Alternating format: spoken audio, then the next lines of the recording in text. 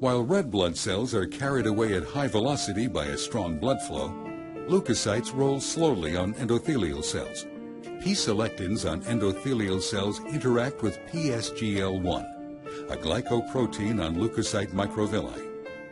Leukocytes, pushed by the blood flow, adhere and roll on endothelial cells because existing interactions are broken, while new ones are formed. These interactions are possible because the extended extracellular domains of both proteins emerge from the extracellular matrix, which covers the surface of both cell types.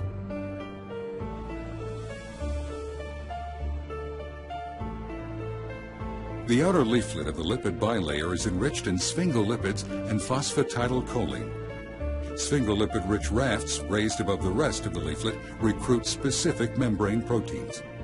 Raft's rigidity is caused by the tight packing of cholesterol molecules against the straight sphingolipids hydrocarbon chains.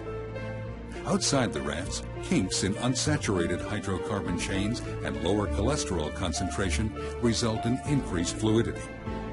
At sites of inflammation, secreted chemokines bound to heparan sulfate proteoglycan on endothelial cells are presented to leukocyte 7 transmembrane receptors. The binding stimulates leukocytes and triggers an intracellular cascade of signaling reactions. The inner leaflet of the bilayer has a very different composition than that of the outer leaflet. While some proteins traverse the membrane, others are either anchored into the inner leaflet by covalently attached fatty acid chains or are recruited through non-covalent interactions with membrane proteins. The membrane-bound protein complexes are critical for the transmission of signals across the plasma membrane. Beneath the lipid bilayer, spectrin tetramers arranged into a hexagonal network are anchored by membrane proteins. This network forms the membrane skeleton that contributes to membrane stability and membrane protein distribution.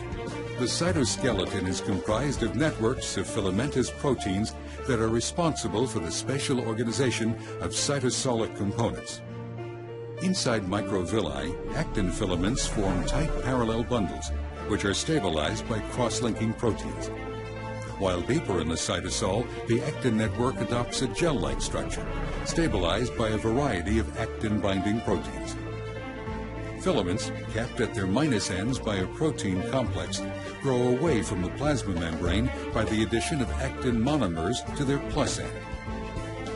The actin network is a very dynamic structure, with continuous directional polymerization and disassembly. Severing proteins induce kinks in the filament and lead to the formation of short fragments that rapidly depolymerize or give rise to new filaments. The cytoskeleton includes a network of microtubules created by the lateral association of protofilaments, formed by the polymerization of tubulin dimers. While the plus ends of some microtubules extend toward the plasma membrane, proteins stabilize the curved conformation of protofilaments from other microtubules, causing their rapid plus end depolymerization. Microtubules provide tracks along which membrane-bound vesicles travel to and from the plasma membrane. The directional movement of these cargo vesicles is due to a family of motor proteins linking vesicles and microtubules. Membrane-bound organelles like mitochondria are loosely trapped by the cytoskeleton. Mitochondria change shape continuously, and their orientation is partly dictated by their interaction with microtubules.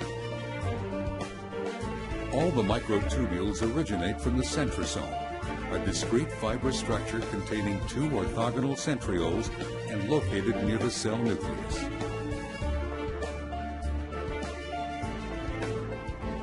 Pores in the nuclear envelope allow the import of particles containing mRNA and proteins into the cytosol.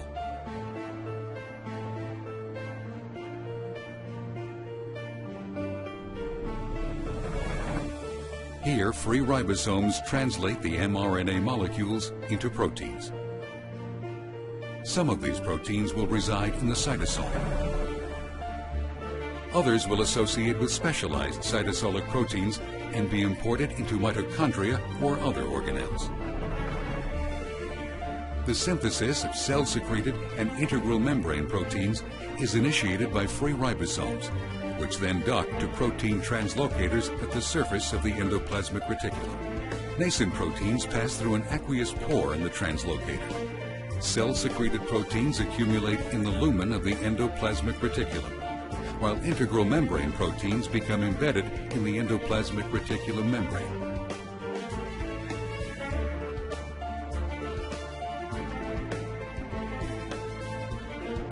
Proteins are transported from the endoplasmic reticulum to the Golgi apparatus by vesicles traveling along the microtubules.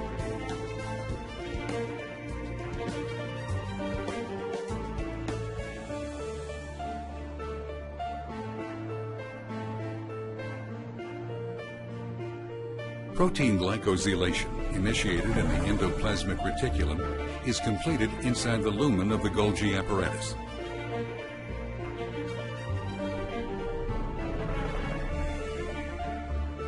Fully glycosylated proteins are transported from the Golgi apparatus to the plasma membrane. When a vesicle fuses with the plasma membrane, proteins contained in the vesicle's lumen are secreted, and proteins embedded in the vesicle's membrane diffuse in the cell membrane. At sites of inflammation, chemokines secreted by endothelial cells bind to the extracellular domains of G-protein-coupled membrane receptors. This binding causes a conformational change in the cytosolic portion of the receptor and the consequent activation of a subunit of the G-protein. The activation of the G-protein subunit triggers a cascade of protein activation, which in turn leads to the activation and clustering of integrins inside lipid rafts. A dramatic conformational change occurs in the extracellular domain of the activated integrins.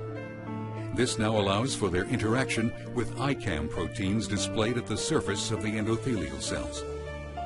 These strong interactions immobilize the rolling leukocyte at the site of inflammation. Additional signaling events cause a profound reorganization of the cytoskeleton, resulting in the spreading of one edge of the leukocyte. The leading edge of the leukocyte inserts itself between endothelial cells, and the leukocyte migrates through the blood vessel wall into the inflamed tissue. Rolling, activation, adhesion, and transendothelial migration are the 4 steps of a process called leukocyte extravasation.